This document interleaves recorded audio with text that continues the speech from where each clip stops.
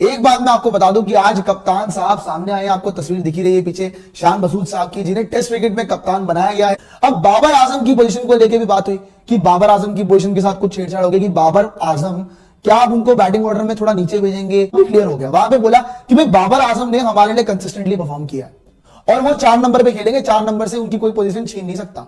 यहां पर सीधा सीधा बोला कि बाबर आजम की पोजीशन को कोई नहीं छीन सकता, वो 4 नंबर पर ही खेलेंगे, क्लियर कट।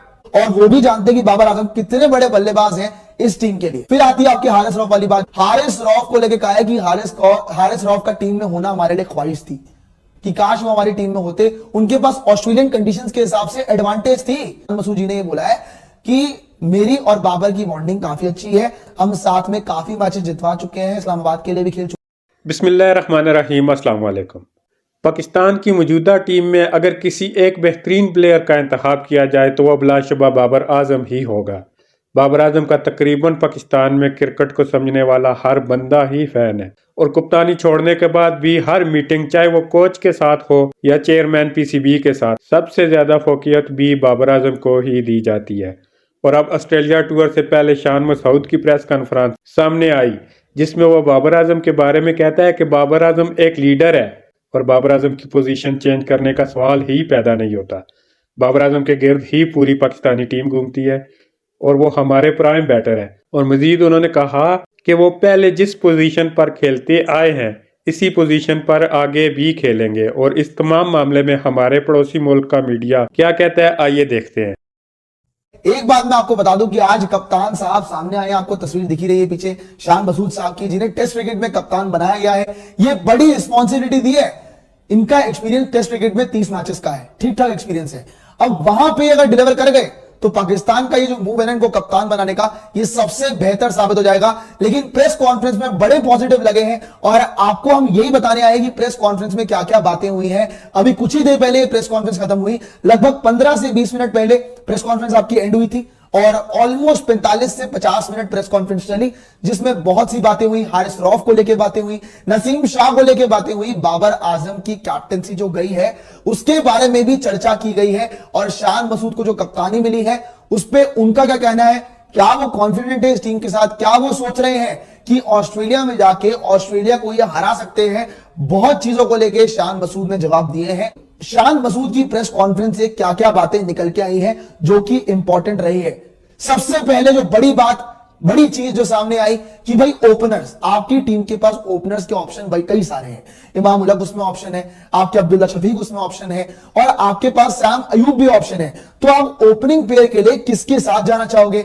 तो उसमें शान मसूद साहब ने कहा कि इमाम और अब्दुल्ला ने हमारे लिए काफी समय से टेस्ट क्रिकेट में ओपनिंग में अच्छा किया है, तो हम ज्यादा कुछ चेंज नहीं करना चाहेंगे।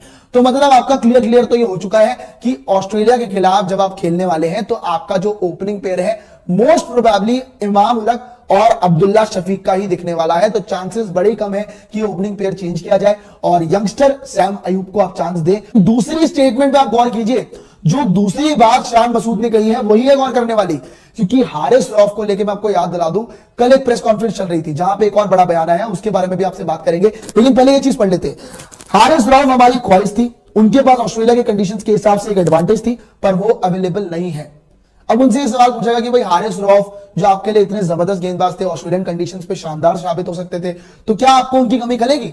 तो शान मसूद ने क्लियर कह दिया कि भाई शान मसूद का टीम में होना हमारे लिए ख्वाहिश थी, पर वो उनका डिसीजन है कि वो अवेलेबल नहीं है सीरीज के लिए। अब मैं आपको याद दिला दूं कि जब उसी पॉइंट पे रहो, मुझे उसी पॉइंट पे रहो, क्योंकि हारिस रऊफ के बारे में पहले बात करेंगे। भाई ये बहुत इंपॉर्टेंट मुद्दा है, क्योंकि हारिस रऊफ ने जिस हिसाब का काम किया ना, वो बहुत जबरदस्त किया ऑस्ट्रेलियन कंडीशंस पे, और ऑस्ट्रेलियन कंडीशंस पे हमेशा अच्छा परफॉर्म किया था। सो वहां पे ऐसा कुछ होना बहुत मुश्किल होता है।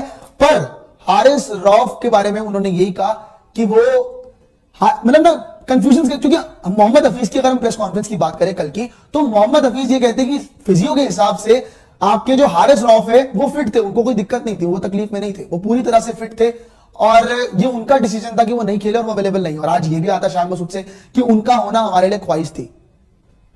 तो ये बड़ी बात है कि भाई हारिस रऊफ की अवेलेबिलिटी ना होना Shan Masood even team director को काफी खल रहा है। लेकिन यहां पे एक और बड़ा इंटरेस्टिंग पॉइंट लिखा हुआ है भाई कि हाँ जी, कहां पे लिखा हुआ है, हाँ, मैंने पिछले कुछ सालों से नंबर 3 पे ही खेला है और इसीलिए खेला है ताकि मैं उस पोजीशन से यूज टू हो जाऊं। अब बाबर आजम की पोजीशन को लेकर भी बात हुई कि बाबर आजम की पोजीशन के साथ कुछ छेड़छाड़ हो गई कि बाबर आजम क्या आप उनको बैटिंग ऑर्डर में थोड़ा नीचे भेजेंगे, क्या उनके बैटिंग ऑर्डर पे कोई और बल्लेबाजी करने वाला है। तो वहां पे आपका ओपनिंग का जवाब क्लियर हो गया, 3 नंबर का जवाब क्लियर हो गया, तो 4 नंबर का जवाब भी क्लियर हो गया। वहां पे बोला कि भाई बाबर आजम ने हमारे लिए कंसिस्टेंटली परफॉर्म किया है और वो 4 नंबर पे खेलेंगे, 4 नंबर से उनकी कोई पोजीशन छीन नहीं सकता। यहां पे सीधा सीधा बोला कि बाबर आजम की पोजीशन को कोई नहीं छीन सकता, वो 4 नंबर पर ही खेलेंगे। क्लियर कट बात आपकी यहां पे क्लियर हो चुकी है कि बाबर आजम आपको 4 नंबर पे खेलते हुए देखेंगे और वो भी जानते हैं कि बाबर आजम कितने बड़े बल्लेबाज हैं इस टीम के लिए। फिर आती है आपकी हारिस रऊफ वाली बात जो हम थोड़ी देर पहले डिस्कस कर रहे थे कि हारिस रऊफ को लेकर कहा है कि हारिस रऊफ का टीम में होना हमारे लिए ख्वाहिश थी कि काश वो हमारी टीम में होते। उनके पास ऑस्ट्रेलियन कंडीशंस के हिसाब से एडवांटेज थी क्योंकि जो पेस है उनके पास, उन कंडीशंस में वो बीबीएल भी खेल चुके। वैसे मैं आपको बता दूं, याद दिला दूं, वहां पे काफी खेल चुके, काफी तजुर्बा है। तो हारिस रऊफ आपके लिए बड़ा पैतरा साबित हो सकते थे, लेकिन हारिस रऊफ ने खुद ही बैकआउट कर लिया। फिजियो क्लियर करते हैं कि वो फिट थे, उन्होंने खुद से ही बैकआउट किया है। तो बड़ी कंफ्यूजन है। मतलब ये तो सीधी सीधी बात हुई ना कि कल की प्रेस कॉन्फ्रेंस में मोहम्मद हफीज साहब ने हारिस रऊफ को झूठा ठहरा दिया, फिजियो ने भी झूठा ठहरा दिया कि हारिस रऊफ तो झूठ बोल रहे थे। सही बात है ना, बट यहां पे देखने वाली बात ये होगी कि हारिस रऊफ आगे टेस्ट क्रिकेट में दिखेंगे नहीं दिखेंगे। उन्होंने कहा कि भाई हमने ऑस्ट्रेलिया की कंडीशंस को पिंडी में रेप्लिकेट करने की पूरी कोशिश की ताकि हम उन कंडीशंस के लिए तैयार हो जाए। जैसे कि आप सभी को याद है कि 24 से 29 तारीख के बीच में आपका कैंप लगा था, पाकिस्तान क्रिकेट टीम के लिए स्पेशल कैंप लगा था और पूरी तरह से इस टीम ने जबरदस्त प्रैक्टिस करी है और ऑस्ट्रेलियन कंडीशंस को रेप्लिकेट किया जहां पे थोड़ा सा बाउंस होता है। हालांकि ऑब्वियसली सेम तो हो नहीं सकता, लेकिन तैयारी बड़ी कड़ी की है। तो आपने ये चीज बेहतर करी, आपके पास युवा गेंदबाज थे जिनको बहुत ज्यादा तजुर्बा मिला होगा उन कैंप्स का, स्पेशल कैंप्स का। वहां पे इन्होंने ये भी बताया कि कुछ डोमेस्टिक क्रिकेट के कुछ बॉलर्स को भी बुलाया था, उनकी भी तैयारी हुई, उनकी भी गलतियों पे उन्हें सुधारा गया। तो आप अपना फ्यूचर भी तैयार कर रहे हैं। तो ये पीसीबी की तरफ से जो मूव आया है ये बहुत अच्छा है कि डोमेस्टिक क्रिकेटर्स में भी अपने बहुत फॉलो कर रहे हैं, उनके लिए उनको बढ़ावा दे रहे कि भाई आप भी अच्छा कीजिए, आपके लिए भी मौका आगे जाके बन सकता है, उनकी गलतियों पे भी काम किया जा रहा है। सो ये चीज सबसे ज्यादा बेहतर निकल के आई है इस प्रेस कॉन्फ्रेंस से। आगे भाई चीज आई है कि भाई मेरा बाबर के साथ हमेशा अच्छा रिलेशन रहा है, हमने साथ मिलकर टीम को कई बार मैचेस जितवाए हैं। उनसे पूछा गया कि भाई आपका बाबर आजम के साथ कैसी बॉन्डिंग है। कल आपको याद दिला दूं कि मोहम्मद हफीज साहब ने बोला था कि शान मसूद और बाबर आजम के बीच बहुत अच्छी बॉन्डिंग है, इन दोनों खिलाड़ियों के बीच जो बॉन्डिंग है काफी अच्छी रहती है। एंड आज ये शान मसूद साहब ने भी बोला, शान मसूद जी ने ये बोला है कि मेरी और बाबर की बॉन्डिंग काफी अच्छी है, हम साथ में काफी मैचेस जितवा चुके हैं, इस्लामाबाद के लिए भी खेल चुके हैं। सो कोई कमी नहीं दिखने वाली, आपको कभी कभी दिखी नहीं है एंड अभी भी चीजें बैलेंस्ड है। क्योंकि ये सवाल शायद डिस्प्ले भी दागा गया है ना कि बाबर आजम की कप्तानी चली गई तो इनसिक्योरिटी वाली बात भी आ जाती है कि भाई शान मसूद को कप्तानी मिल गई, मेरी कप्तानी